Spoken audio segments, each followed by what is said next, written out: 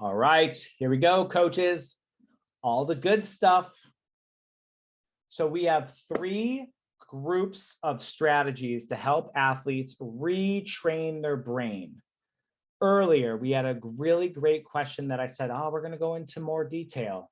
All right, if you notice, you have athletes who have that fast pathway, and then they all of a sudden create the slow pathway habit of fear. Mental strategies. Yes, behavioral will be helpful. Yes, physical will be helpful, but mental strategies. If you have athletes who are like, it's not that I'm scared, I just can't go.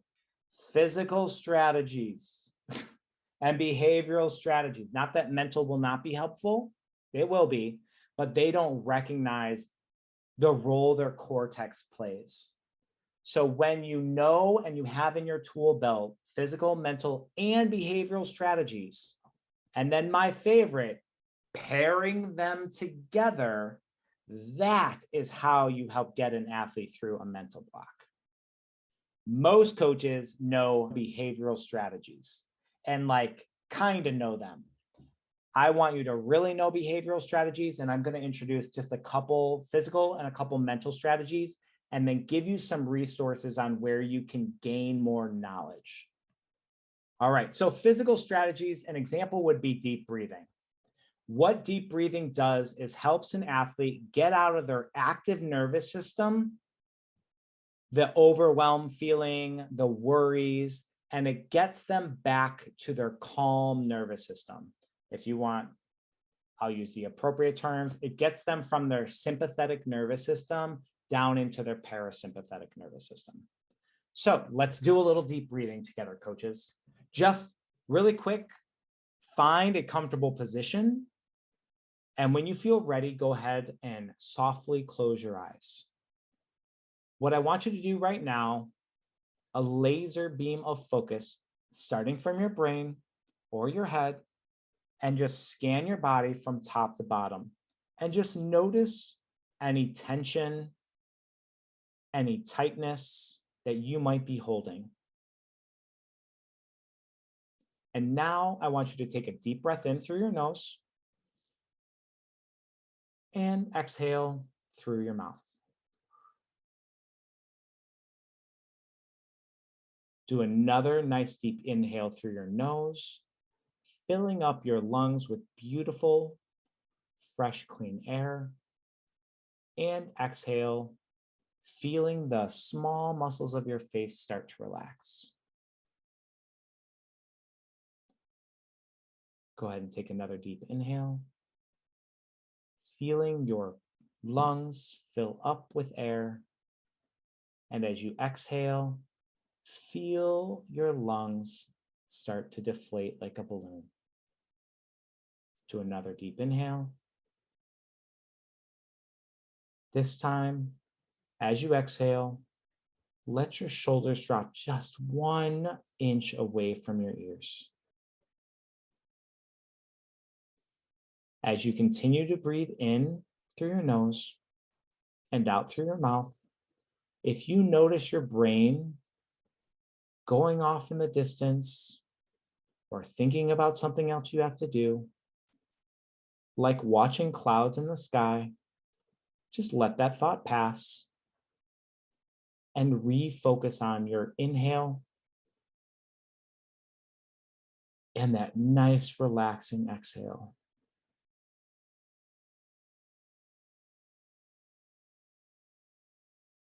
And now when you're ready, softly open your eyes. Really quick, coaches, how did that feel? What was that like? My hope is that if you did a little body scan right now, you're feeling, maybe you started yawning, which is relaxing, good. If you start yawning, oftentimes it's a sign that your body is no longer in that sympathetic nervous system. You're not ready for danger. You're able to finally settle in and relax. That is, honest to goodness, my number one strategy that I use with athletes. And it's so incredibly powerful. And it's not just something you save for athletes who have mental blocks. I guarantee your kids, when they go through routines, are not breathing correctly, which is why they get so gassed. Teaching your athletes how to breathe and to connect their mind and body is a surefire way to make your kids more competitive and have a better competitive advantage. So you're welcome for that little extra tip. Whoop. All right, visualization. Visualization is a really powerful tool, and it's done in two different ways. You can have I am the actor in the movie visualization, or you can have I am watching myself be the actor in a movie. When asking athletes to visualize, the key idea is that you want them to try and include all 5 senses when visualizing. What do you hear? What do you see? What do you feel? What do you taste? I know it's weird. What do you smell? I know, even more weird. But when you can get as many of those senses included in the one of the 2 visualizations, the more powerful and the deeper it will go to the brain. Second way of making sure visualization is more effective than it currently is, you have to use it often. The more that you train your brain to visualize, the easier it is for your brain to catch it and use it later. So the key to these physical strategies is that you have to invest time into them in order to be able to take out the deposit later. And the last key factor when doing visualization is that you want your kids to play that visualization all the way through the end. What that means is that I want them to visualize how it would feel after I throw that pass. How would it feel after I hit that routine or that stunt? And then embed that into their brain. If you are a STAR student, you are thinking, oh, Jeff, you're trying to get them to store positive emotional memories. Yes, I am. That's the key. All right. Moving on. Mental strategies. Here are a couple. The first is the brain growth formula. The brain growth formula is simple. It is a really important way, or an effective way, that I have found to help my athletes who have a lot of negativity. Step 1, I want their first reaction when they land or throw something. Name one thing you did better. Think of how many athletes you have on your teams, not just the kid with a mental block, but how many athletes you have on your teams that when they finish a skill, a jump, whatever, their first, oh, that was terrible. Oh, my legs are bent. That was awful. They're telling you, remember that negative cycle we talked about? They're going to have a lot of negative self-talk, which is going to increase the likelihood that they have a negative self-image, which is going to impact their performance. So step 1, get in the habit, kids. What did you do better? Step 2, name one thing, only one thing, you want to do better next time. Coaches, do they always do something better? Is the second rep, third rep always better? No. So if they cannot name anything better, have them answer the question, why? 90% of the time, the answer is, I didn't give 100% effort, or I had poor focus. And my hope is that that then becomes their step 2. I want to focus better. I want to try harder. It doesn't have to be 100%. I want that 50% effort to go to 75. And that's what I'm going to celebrate. The more that your kids get in the habit of that brain growth formula, the quicker you're going to start seeing that mental image start improving, which is going to help them with that performance factor.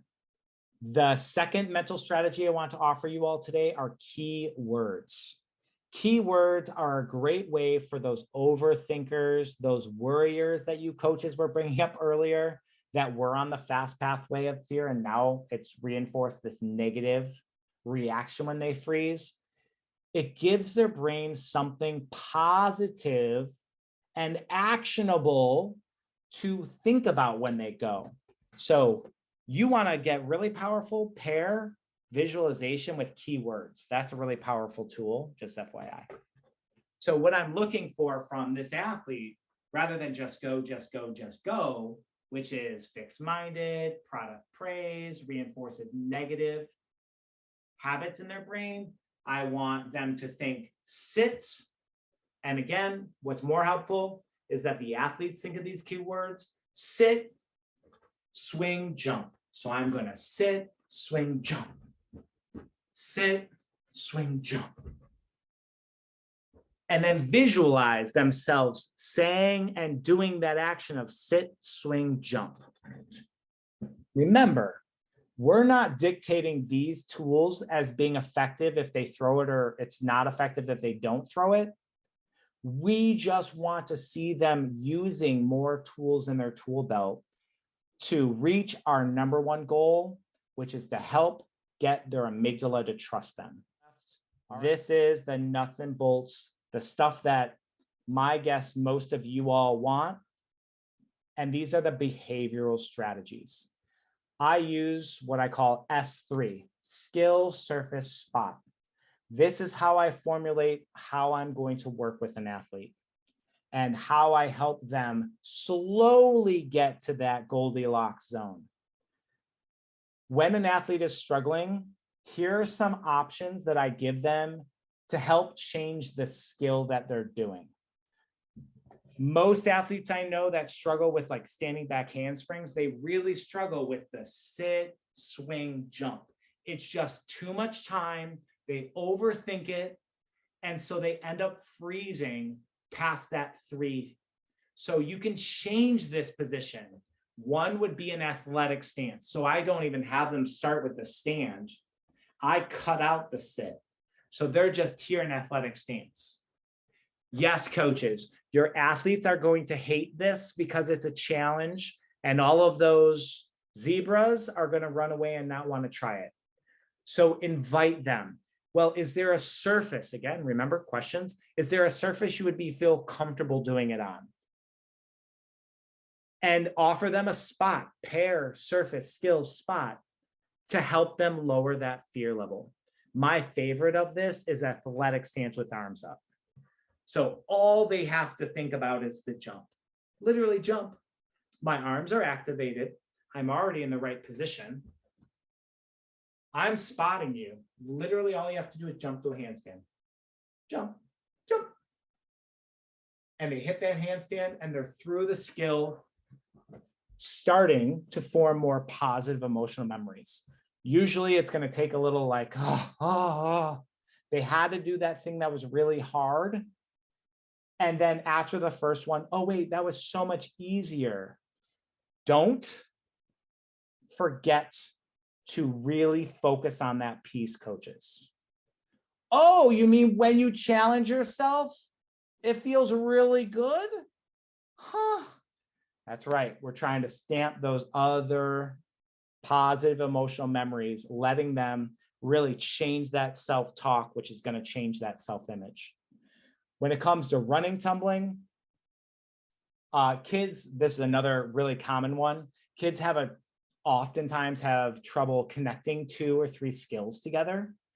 I use these first 2 or 3 together, the step togethers, as a huge tool. What do I mean by that? If my athlete is double back handspring, back handspring tuck, round up back handspring, here's the ladder or the small steps that I would have them do. So the easiest is leg is out, arms back. I bring my feet in, back handspring. So I would do that if this is a 0, but the moment I have to do 2 of them, I'm like, ah! All right, just put your feet together. Start here, feet together, back handspring.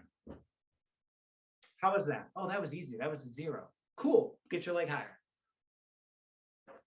How was that? Well, I thought it was going to be way harder, but it was like only a 0.5. All right, nice. You ready for a challenge? Yeah, I think I could do a challenge. All right. Now what I want you to try and do is do a handstand, step down and do it. And so they handstand, step down, back handspring. Yes, they're going to freeze, they're going to get frustrated, but talk about your reaction is going to dictate what happens. So when you can brain growth formula, hey, I'm proud of you for challenging yourself. Hey, I'm really proud of you for really just stepping up and trying something new. I love that you were able to keep your lid on. That over and over and over again, it's going to probably take a couple times, but they're going to start. That's going to be the crack that's the amygdala needs to start trusting themselves again. So that's some of the things that we can do to change this skill. Surface. Start using all of the different tools that you have at your disposal and start putting them together. So just so you know, like that 8-inch mat that you saw that athlete using, 8-inch mat off, hello, you're probably thinking like, that's scary, like she's going down. So what would it have been if she just did it on the top of the 8-inch mat? That would have been the ladder step I gave her, because you going off, not going in 10 seconds 3 times, too much fear. Go ahead, go to the front of that cheese mat, or sorry, that 8-inch mat, and throw it. Good, throw it again, throw it again. Now throw it with your hands on the 8-inch mat, but your feet landing off the 8-inch mat. Small little baby steps or ladder steps. So if you remember this image to the right, when you don't have small baby ladder steps, that's when the amygdala is going to jump in and take over. So start pairing these together. If you're a high school cheer coach and you're like, I don't have all those mats. I know you had all-star gyms by you to use them, but in practice, if you can't use spots, look at that flat floor. What do you got right there? You basically have an octagon to do a back handspring over. Have them start with athletic stance, arms up, and they can just jump over that octagon to the hard floor, feet on the other side of the floor. Got to get creative. All right, this is the really good stuff right here, the spotting. Here are 3 different ways that you can follow a spotting ladder with your athletes. 90% of coaches or parents, even athletes that I hear from, time and time again, they can do it with a spot, but they can't do it without a spot. Okay, is that all they're doing, is like with or without? Because that's like one or the other. Look at how many options I have here, the different types of spots that you can do.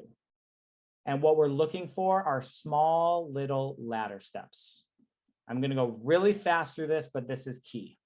1, you do not ever tell your athletes you are going to spot them and not, except one condition. So just take it 99.9% of the time. However you're telling your athletes you're going to spot them, you spot them that way. Do not change it. Number 2, as much as you can, let your athletes dictate how you are going to spot them. Try and give them the agency to choose what they're going to do next. And don't forget to use your questions. Hey, you just did a 0. What is going to be a little bit more of a challenge? I just gave you a 2-hand spot. Are you ready for, what was that? Oh, it was a 0.5. Are you ready for a 1-hand spot? No, I can't do that. I can't. Okay. So you're telling me it's a 3 or above. We would never go from a 0.5 to a 3. Think of the rungs on that ladder. We want to find a 0.5 to a 1. What if I give you a 1-hand spot and a 3 fingers on your lower leg? I could try that. All right, let's just give it a try. Bend, jump, bend, jump, bend, jump. 3 out of 3 times, and they hesitated for like 2 seconds the first time and then not after that. Hey, 0 to 5. So just in the back of your brain, you're thinking, oh, she probably had a 0.5 again. 0 to 5, how much fear? Oh, it was like a 1. And you're like, I don't believe you. That was not a 1. You just don't want to have something harder. I know how this works. but we don't say it, we think it. Tell me why it was a 1. Well, I don't know. I just wasn't sure if I was going to do it. So what strategy did you use? I didn't. Coaches, we want our athletes using those strategies, visualization, deep breathing, mental toughness, mindset, keywords, the whole time, because at a 3, it's too late to use tools and techniques. You need to use them when you have all the resources in your brain. Those are the habits I want burned in your athletes' brains. I'm always using strategies so that when I have lots of fear, 3, I'm used to having already used those strategies. I want to quickly just define these. A bear hug spot is you're wrapped around their waist, wrapped around their legs. This is a great one for the arms up, the athletic stance with arms up, because it's literally great tool. 2 hands, 1 hand, and this isn't an all the way thing. You saw that sometimes the 2 hand to a 1 hand is going to be too big of a jump. So 4 fingers, 3 fingers, 2 fingers, 1, etc. All the way at the bottom there, you'll see the catch in the middle. That's literally the athlete will sit, they will jump on their own, and then you spot them. Not maybe, you will spot them in the middle. And don't like, I don't really need to spot them, because you're cutting off your ladder steps when you do this. Give them a real 2-hand spot so that they're like, whoa, I don't need that much. All right, you want to do 1-hand spot? Okay. When you do these little baby spots, you're not actually getting them to the direction they need to go faster. You're going to make it take longer. Let them know.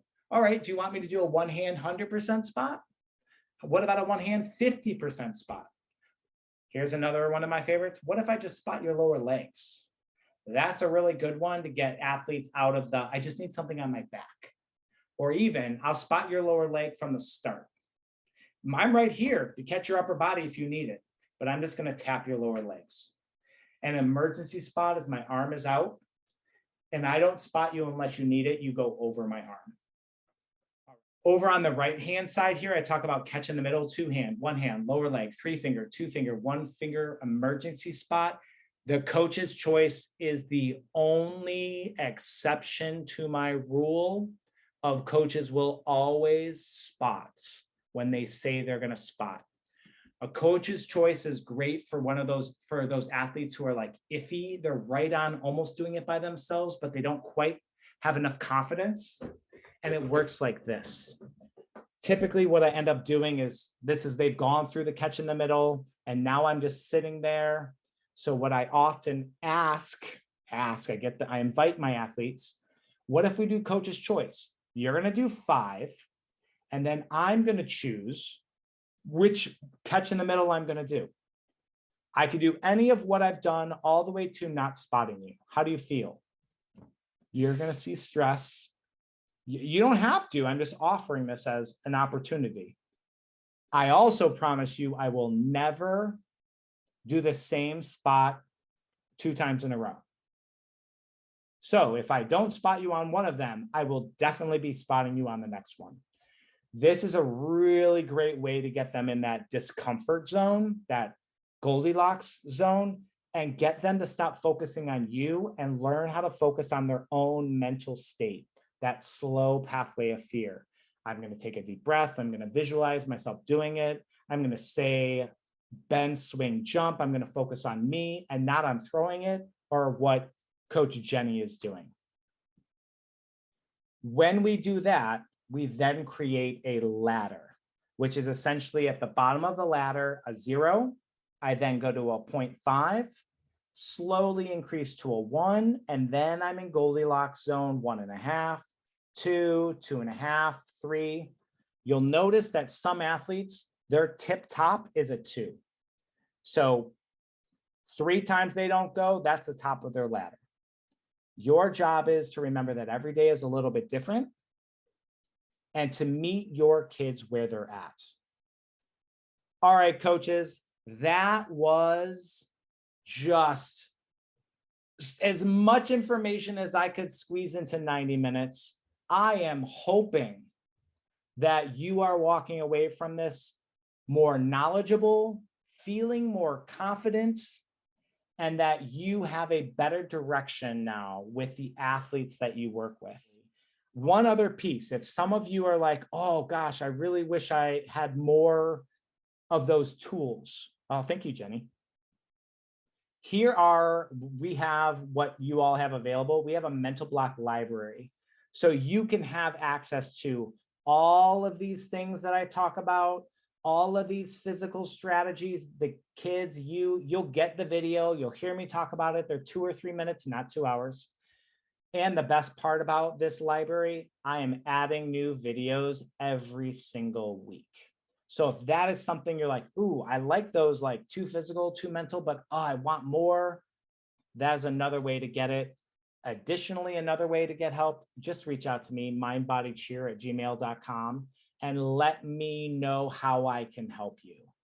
It is my pleasure and my joy to be able to help coaches who want to assist athletes who are going through presumably some of the worst things that they've ever experienced so far in their life. So air high five to all of you for being so awesome. And I hope you all have an amazing day. Bye.